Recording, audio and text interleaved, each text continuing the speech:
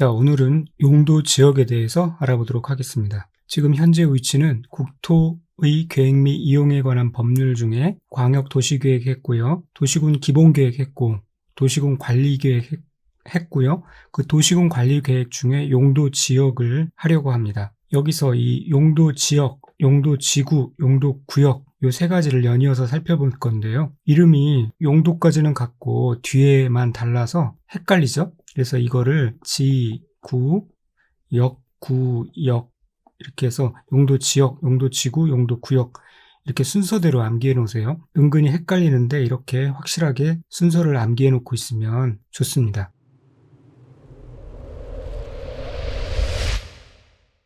자, 용도 지역에서 중요한 거는 용도 지역 상호 간에는 중첩하여 지정될 수 없다라는 것 알아두셔야 되고요. 용도 지구와 용도 구역은 중복하여 지정할 수가 있습니다. 용도 지역은 다음과 같이 세분화되는데요. 크게는 도시지역, 관리지역, 농림지역, 자연환경보전지역, 그래서 도, 관, 농자로 구분되고요. 도시지역은 다시 주, 상, 공, 주거지역, 상업지역, 공업지역, 녹지지역으로 구분됩니다. 그리고 관리지역은 보전관리지역, 생산관리지역, 계획관리지역, 그래서 관보, 생계, 관보로 생계를 꾸리다, 관보, 생계로 이루어져 있고요.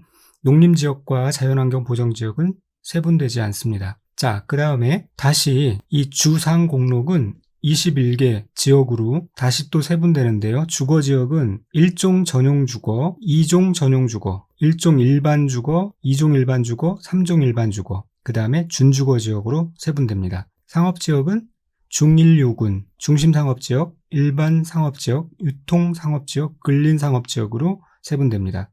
공업지역은 전용공업지역, 일반공업지역, 중공업지역으로 세분됩니다. 녹지지역은 보전녹지지역, 생산녹지지역, 자연녹지지역으로 세분됩니다. 그래서 상업지역은 상, 중, 유, 근, 중일유군으로 외우시고요. 공업지역은 전, 일, 준으로 외우시고요. 녹지지역은 녹보, 생, 자로 암기하시면 되겠습니다. 자, 용도지역의 종류와 그 세분을 암기하는 것은 여기에서 이게 상업지역이 중심상업지역, 일반상업지역, 유통상업지역, 근린상업지역으로 나뉜다. 이것에 대해서 1차원적으로 문제가 나오는 것이 아니라 이제 공법을 배우면서 전 영역 범위에 걸쳐서 이 구분이, 이 세분이 계속 나옵니다. 그래서 이거를 구조를 이해하고 있지 못하면 나머지 내용도 이해할 수가 없게 되는 거죠. 그래서 가장 기초적인, 기본적인 뼈대가 된다. 기본적인 내용이 된다라고 생각하시고 꼭 암기를 철저히 해놔야 될 내용입니다. 그리고 정작 이제 시험에 나오는 것들은 무엇이냐면 이곳에서 나오는 것들은 무엇이냐면 비고에 해당되는 내용입니다. 즉, 이 1종 전용, 2종 전용은 양호한 주거 환경을 보호하기 위해서 설정한 지역이다라는 것이고요. 물론 1종 전용은 단독주택 중심이고요. 2종 전용은 공동주택 중심입니다. 그 다음에 1, 2, 3종 일반 주거는 편리한 주거 환경을 보호하기 위해서 지정한 것이에요. 다시 구체적으로 들어가면 제1종 일반 주거는 저층, 즉 4층 이하의 주택 중심이고요. 2종 일반 주거는 중층 주택 중심이고요. 3종은 중고층 주택 중심입니다. 그래서 이것을 전양 1편 이렇게 암기해두시면 되겠습니다. 전용 주거지역은 양호한 주거환경 보호를 목적으로 하고요. 일반 주거지역은 편리한 주거환경을 목표로 합니다. 그 다음에 준주거지역은 주거 및 일부 상업 및 업무 기능을 보완하기 위해서 지정한 지역입니다. 그러니까 주거 외에도 상업 및 업무 기능이 보완되어 있다는 부분 알아두시고요. 상업지역은 이 단어에 기본적으로 다 포함되어 있기 때문에 문제없이 맞출 수가 있습니다. 그 중에서 이제 중심상업지역은 도심, 부도심의 상업 기능 및 업무 기능의 확충을 위해서 지정하였다라는 정도 알아두시고요. 공업지역은 이 세 가지 전일준으로 나누어지는데 전용공업지역은 중화공업, 공해성 공업을 수용하기 위해서 지정한 지역이고 일반 공업지역은 환경을 저해하지 아니하는 공업의 배치, 준공업지역은 경공업, 주거 상업 및 업무 기능을 보완하기 위해서 지정한 지역입니다. 그래서 이 주거지역에서도 준주거지역이 가장 지가가 비싼 지역이 되겠고요. 여러 기능이 같이 복합되어 있으니까요. 그만큼 활용도가 높은 거죠. 공업지역에서도 중공업 지역이 가장 시가가 높겠죠. 공업, 경공업뿐만 아니라 주거, 상업, 업무 기능을 같이 수행할 수 있기 때문에 활용도가 높은 지역입니다. 녹지지역은 보존녹지지역, 생산녹지지역, 자연녹지지역이 있는데요. 보존녹지지역은 도시의 자연환경, 경관, 산림 및 녹지 공간을 보존하기 위한 목적이고요. 생산녹지지역은 주로 농업적 생산을 위해 개발을 유보한 지역이다. 그 다음에 자연녹지지역은 불가피한 경우에 한하여 제한적인 개발이 허용된 지역이다 라는 건데요. 이 녹지지역이 은근히 좀 헷갈리죠. 자연녹지지역은 도시의 자연환경 이런 식으로 연결해서 문제가 틀리게 나올 수도 있고요. 생산녹지지역을 이런 식으로 연결할 수도 있고, 그래서 이 부분을 헷갈리지 않도록 키워드만 따서 암기를 해두시면은 이런 식의 유치한 문제가 나와도 바로 맞출 수가 있을 것입니다. 즉, 녹지지역은 보도, 녹보도, 생큐. 그러나 자제해야, 자제해야 된다. 어느 아파트 단지에 수도관이 녹이 슬었다. 그래서 녹물이 막 나온다. 그런 상황을 상상을 하는 거죠. 그런 녹보도는 감사는 한데, 그러나 좀 자제를 해야 되겠죠? 그 다음에 그렇지 않으면 개편된다. 이 부분은 곧 이어서 살펴보도록 하겠습니다. 그래서 요렇게 키워드만 따서 외워두세요. 보도, 생유, 자제. 그 다음에 관리지역에 관보로 생계를 꾸린다고 그랬죠. 보전관리지역은 자연환경지역으로 지정하여 관리하기 곤란한 지역을 말하고요. 생산관리지역은 농림지역으로 지정하여 관리하기 곤란한 지역을 말합니다. 계획관리지역은 도시지역으로 편입이 예상되는 지역을 말해요. 그러니까 이 농림지역이 있고 자연환경 보전지역이 있는데요. 농림지역은 농림지역이죠. 그런데 이 농림지역으로 지정하여 관리하기가 약간 곤란한 지역을 보전관리지역으로 지정하여 관리한다는 얘기고요. 자연환경 보전지역은 자연환경 보전지역으로 이렇게 지정을 하는데, 그렇게 지정하여 관리하기가 곤란한 지역은 생산관리지역으로 지정하여 관리한다는 얘기입니다. 그리고 계획관리지역은 도시지역으로 편입이 예상되는 지역이죠. 그래서 아까 개편된다 라고 외웠던 부분이 바로 여기입니다. 그리고 농림지역은 농림업을 진흥시키고 산림을 보전하기 위하여 필요한 지역을 말하고요. 자연환경 보전지역은 자연환경, 수자원, 해안, 문화재, 상수원, 생태계의 보전과 수산자원의 보호 육성을 위해 필요한 지역을 말합니다. 자수의 문상생수. 그리고 국토교통부 장관, 시도지사 또는 대도시 시장은 용도지역을 도시군 관리계획으로 다시 세분하여 지정하여 변경할 수 있습니다. 자, 지금까지 이제 용도지역에 대해서 어떻게 세분되는지 기본적인 사항들을 알아봤고요. 이거보다 시험에 좀 더 많이 나오는 것은 이제 용도지역 지정 절차의 특례 부분입니다. 원칙적으로는 국토교통부 장관, 시도지사 또는 대도시시장은 용도지역의 지정 또는 변경을 도시군 관리계획으로 결정하죠. 그런데 예외적인 특례 사항들이 있습니다. 두 가지 경우를 살펴보겠는데요. 공유수면 매립지에 관한 용도지역의 지정 특례와 용도지역으로 결정고시 의제되는 경우가 있어요. 두 가지 경우를 알아보도록 하겠습니다. 이렇게 특례 규정을 두는 것은 시간을 단축하기 위해서 그래요. 자, 먼저 공유수면 매립지에 관한 용도지역의 지정 특례를 보면, 먼저는 그 공유수면, 이 바다와 연접하고 있는 바다에 있는 공유수면을 말합니다. 공유수면의 매립 목적이 그 매립구역과 이웃하고 있는 용도지역의 내용과 같으면 도시군 관리계획의 위반 및 결정 절차 없이 그 매립 준공구역은 그 매립의 준공 인가일부터 이와 이웃하고 있는 용도지역으로 지정된 것으로 봅니다. 즉, 이렇게 바다가 있고요. 육지입니다. 여기를 이렇게 매립을 하게 됐는데, 이 매립한 목적이 이웃하고 있는 이 육지의 용도지역과 같아요. 그 용도가 같다라는 거죠. 그래서 여기가 이제 농림지역인데, 여기도 매립해가지고 농업용 목적으로 쓰려고 하는 거죠. 이렇게 서로 같다라고 할 때는 이 매립의 준공 인가일로부터 이 농림지역으로 지정된 것으로 보는 겁니다. 그런 내용입니다. 자, 그 다음에 또 한 가지는 공유수면의 매립 목적이 그 매립구역과 이웃하고 있는 용도지역의 내용과 다른 경우가 있을 수 있잖아요.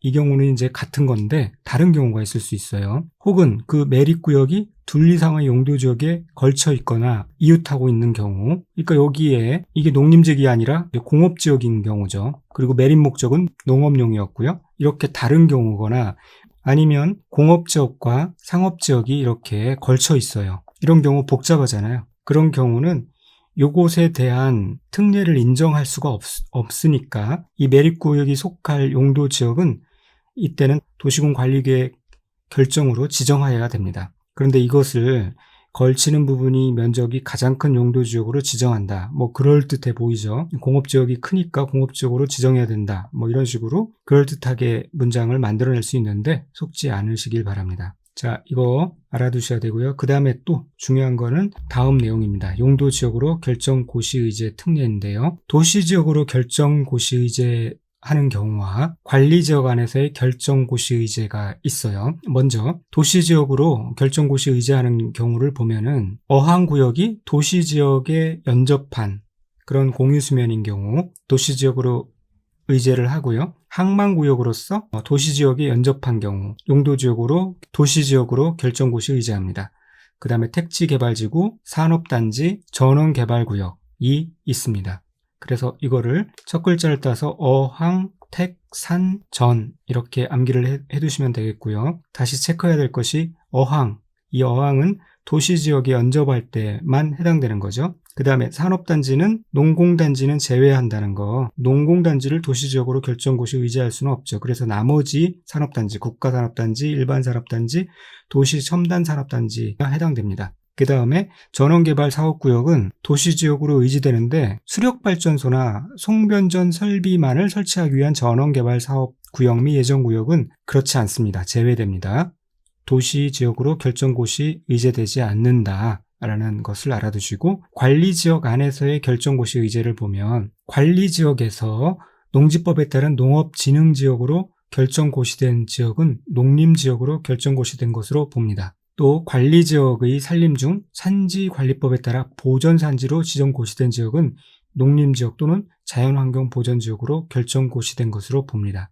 이것을 다시 표에 의해서 정리해보면 관리지역 안에서 농업진흥지역으로 지정고시된 지역은 농림지역으로 보는 것이고요. 보전산지에서 소규모일 때는 농림지역, 대규모일 때는 자연환경보전지역으로 결정고시된 것으로 본다는 거예요. 자, 이렇게 정리해 두시고요. 또 하나, 도시지역으로 간주하는 구역 등이 해제된 경우, 그러면 이전의 용도지역으로 환원된 것으로 봐요.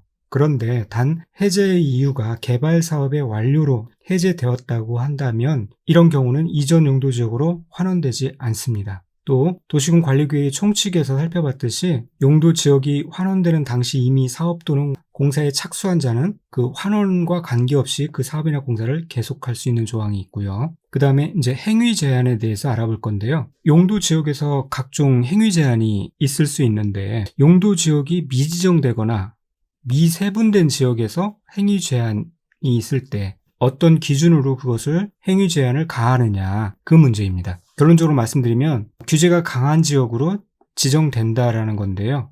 어떤 거냐면 용도 지역이 미지정됐어요. 즉 그러니까 도, 관, 농, 자로 이렇게 용도 지역을 지정한다라고 했는데 이 어느 지역이 도, 관, 농, 자 어디에도 해당되지 않는 미지정된 지역이란 말이에요. 그런 지역이 있다라고 하면 그런 지역은 그런 지역에 대한 행위 제한은 어떻게 규정을 적용할 것인가 하는 거예요. 그럴 때 뭐라고요? 규제가 가장 강한 지역으로 지정을 한다는 겁니다. 그러면 도, 관, 농, 자에 있어서 규제가 가장 강한 지역은 어디일까요? 자연환경 보전 지역이죠. 자연환경을 보전하기 위해서 가장 규제를 세게 합니다. 거기에 대한 건물도 제대로 못 짓고요. 개발도 제대로 못 하죠. 이 지역의 행위 제한을 적용한다는 얘기입니다. 자, 그런데 이 도관 농자까지는 정해졌는데 도시지역에 있어서도 그 다음 세 분, 주, 상, 공, 녹이 있는데요. 이 도시지역이면 도시지역인데 주거지역인지 상업지역인지 공업지역인지 녹지지역인지 지정이 안 되어 있는 경우가 있을 수 있잖아요. 이런 경우를 이제 미세분되었다고 합니다. 그렇게 미세분된 지역이 있다 그러면은 여기 주상공록에 있어서도 가장 센 규제 지역이 어디냐면은 녹지지역 중에서도 보존녹지지역이에요. 그래서 이 보존녹지지역의 규제를 적용한다라는 거죠. 만약에 관리지역이라고 그러면은 관보생계 중에서 가장 센 지역이 보전관리지역입니다. 그래서 보전관리지역의 규제를 적용한다는 얘기입니다. 자, 이 부분은 이 구조를 먼저 정확하게 알고 있다는 전제하에 내용만 이해하면은 충분히 이해하고 또 문제가 나오면 맞출 수 있겠죠. 그래서 이 표를 보면서 이해를 해주시기 바랍니다. 그리고 이 도시지역에서는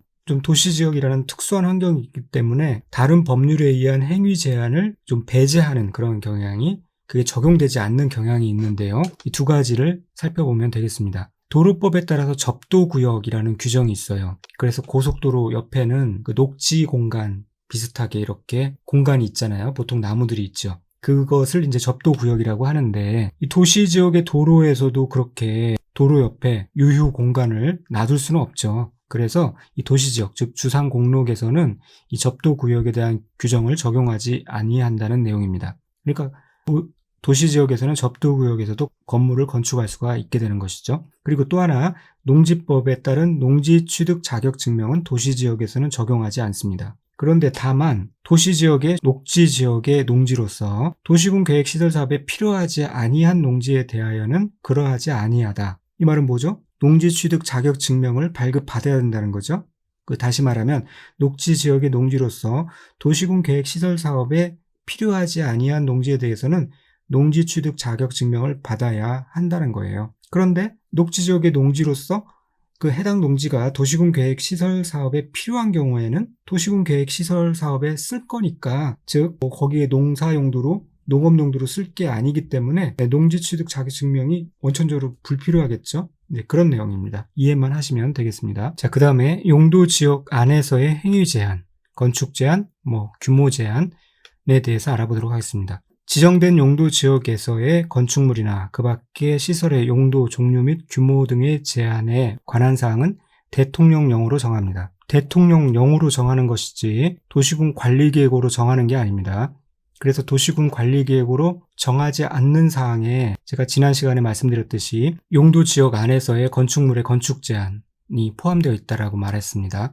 그리고 또 특례 조항이 있는데요. 용도 지역, 지구 안에서의 행위 제한 특례 가 있습니다. 이 얘기는 이 대통령령, 국토계획법 시행령으로 따르지 않는, 즉 개별법을 적용하는 예가 이렇게 있다는 얘기입니다. 이렇게 있다는 사실만 알아두시고요. 여기서 가끔 이제 어렵게 시험 나오는 것이 이제 용도 지역 내의 행위 제한 문제인데요. 유통상업지역과 전용공업지역에서는 단독주택의 설치가 금지됩니다. 그리고 유통상업지역, 전용공업지역, 일반공업지역, 보존녹지지역, 보존관리지역, 농림지역, 자연환경보전지역에서는 연립, 다세대 주택의 설치가 금지되고요. 또 아파트 설치 금지가 되는 지역이 이렇게 있습니다.